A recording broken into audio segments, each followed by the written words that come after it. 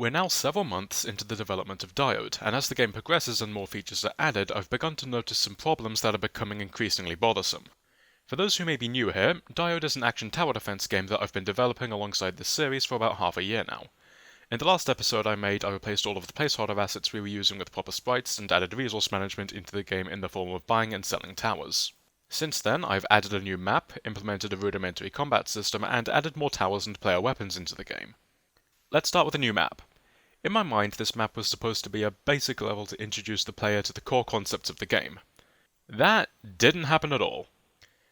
This map is absolutely massive and complicated. Only a small portion of it is visible on screen at any one time. This is a terrible tutorial map. It was loosely inspired by the most basic map in Dungeon Defenders 2, consisting of 3 lanes converging towards a single objective. This was a horrible decision in hindsight, as the two games are designed very differently. Perhaps the most obvious difference is the fact that Dungeon Defenders can actually fit most of the map on screen with relative ease, and the game's minimap helps keep an eye on things. In Diode, however, the 3 lanes are so far apart that the player's attention is constantly divided up, which is not something that you want when you're trying to tutorialize basic gameplay elements. If I'm being completely honest, I don't see this map making it into the final game. It's simply too big to be playable without large-scale changes to either it or the game. That being said, making this map wasn't a complete waste of time. I now know how big I can make one while still keeping it playable. Additionally, this provided me an opportunity to rework map loading to be significantly more versatile and allowing for things like connected tile textures. You see this stuff here? This is all being done dynamically, and once I get this rock texture not looking absolutely terrible, I imagine this will lead to an opening for some pretty nice looking maps. Additionally, enemies can now follow a predetermined path towards the objective that isn't simply moving left forever. So, what about this combat system? When an enemy is hit by a projectile, instead of being deleted from the game, they now take damage according to what type of projectile hit them. When this happens, the enemy distorts physically and flashes white for visual feedback. A damage indicator then appears above their head, along with a health bar that shows approximately how much health the enemy has left by changing size and color. I believe that together these two methods effectively communicate the workings of the underlying combat system without causing too much visual clutter. Since I plan on adding a fair amount of particle effects into the game later on, I believe that clarity is something I should take measures to preserve so crucial information is not lost amongst all the noise. On that note, I probably shouldn't have made the damage values come up the same color as the enemy. I wanted to maintain the general 2-color visual style, but considering how these colors are going to contrast poorly, I may want to change this at some point. I mean, I already broke the color scheme for the health bar, so I assume this won't be too heretical in the grand scheme of things. Let's move on to towers and weapons. I want Diode to have multiple characters, each with their own unique playstyle and theme of weapons. The one character we have now I don't quite have a name for, but I know that I want his arsenal to consist primarily of projectile-based weapons. Nothing too complicated, and unlike the map I made, I believe that this character will serve as a good introduction into Diode's core mechanics, provided of course I don't dump all of the towers onto the player at once. The tower that we've been using up to this point has been turned into the cannon tower. It's the bread and butter of all defenses. Decent range and damage, but nothing too spectacular. Far from the worst in any scenario, but not the best either. Next is the shot tower. You already know what this does: multiple projectiles in a cone over a short area. High damage, low range, and effective against tight groups. Next, there's the Gatling tower. It shoots weak, shoots fast, and shoots inaccurately. This is actually the source of a growing concern that I've had regarding the game, but I'll get to that later. The Pinwheel tower is an absolute meme that shoots projectiles in 4 directions when any enemy gets too close. In my head, I knew that this tower was going to be comically underpowered, but then when it was implemented it quickly became god tier. Reason being is because its projectiles didn't have a range limit, and so by sheer probability they would end up hitting enemies in other lanes, making the tower into an absolute map clearer if you had enough of them lined up. I then dove it into the dirt because I honestly cannot see this tower being used for anything other than meme factor. Moving on to the heavy cannon now, it shoots a slow-moving projectile that deals high damage and penetrates multiple enemies. It's useful against loosely tight groups, and if I can make the projectile ricochet somehow, that'd be great. And finally, I imagine you can guess what the sniper tower does. For the next 2 towers, I wanted to try out a concept that I had, but I didn't know how well it would work in practice. This concept is a mounted tower, a powerful and expensive unit that can only be placed at certain points on the map. To test this out, I made the mortar and rail tower. These have a large range but only shoot in front of them and cannot be rotated once placed down. The mortar tower mimics an explosion by shooting a projectile that explodes into smaller projectiles when it hits something. It's somewhat effective against groups, but I'll want to rework it in order to make it worth the money.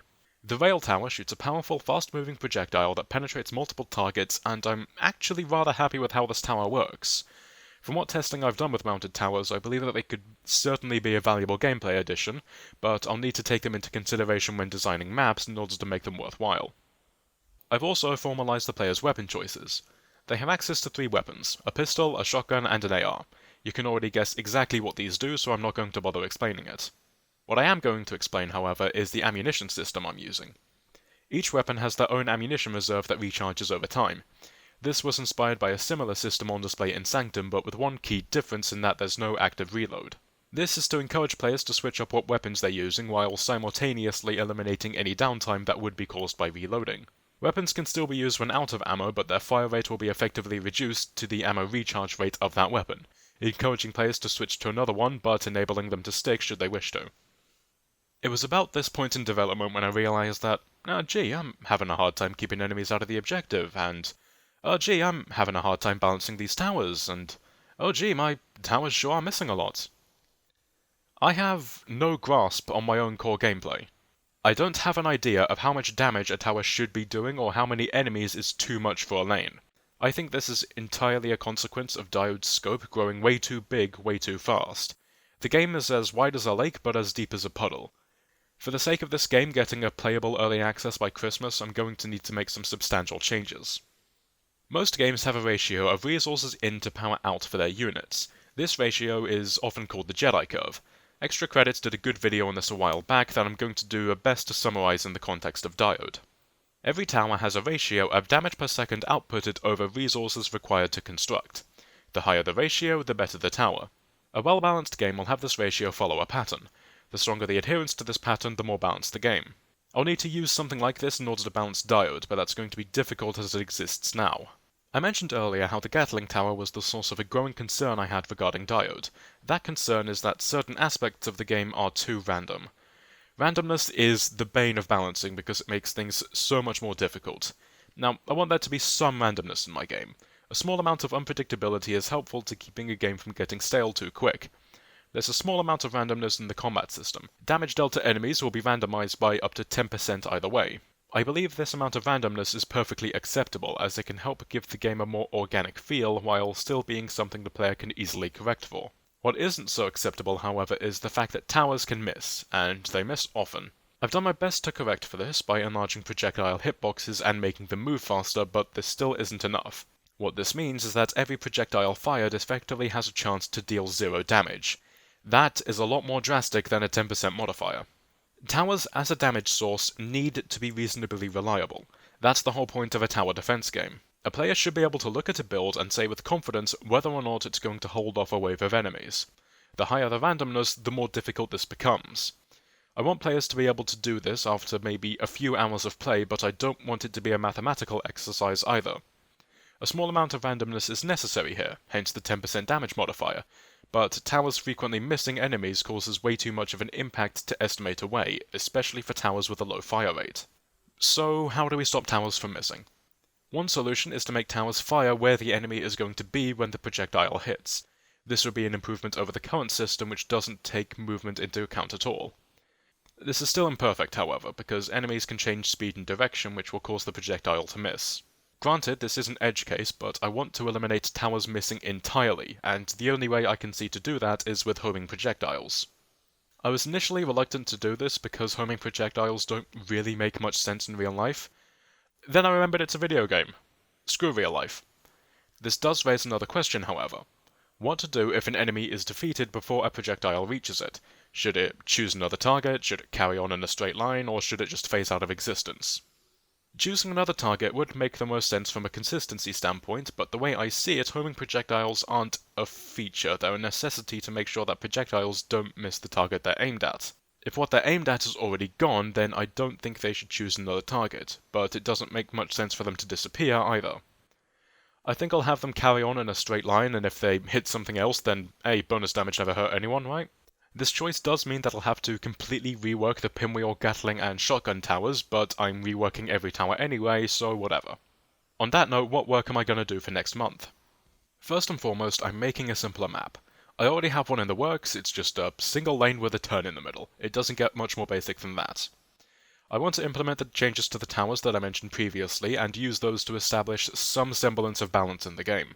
Once this has been done, I'm going to add the enemies that I was supposed to do this month. If my towers are balanced, then I'm going to have a much easier time making balanced enemies. I want to rework the user interface again. I've removed the hotbar since last time because I felt it was taking up far too much of the screen and looking rather hideous while doing so. I want to make something that's less in your face. I already redid the cursor for the same reason, and I want the hotbar to follow suit. I'll also want to add a proper ammunition counter, as the current display can only track one weapon at a time. My goals for October initially specified sound effects and music, so they're on the list as well. Although, as I seem to be pushing these episodes further and further into the month, I feel it necessary to add some November goals in as well. And lo and behold, most of them involve content expansions. That's going to be difficult if I don't get my act together fast. Every time I make one of these videos, I'm shocked at the amount of progress that has been made since the last one. I have a hard time believing that only a month has passed in between then and now, considering how much further the game has gotten.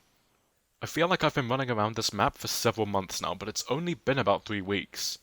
That being said, I am conscious that I appear to be falling behind in the goals that I'm reaching, and now my university work appears to be picking up considerably.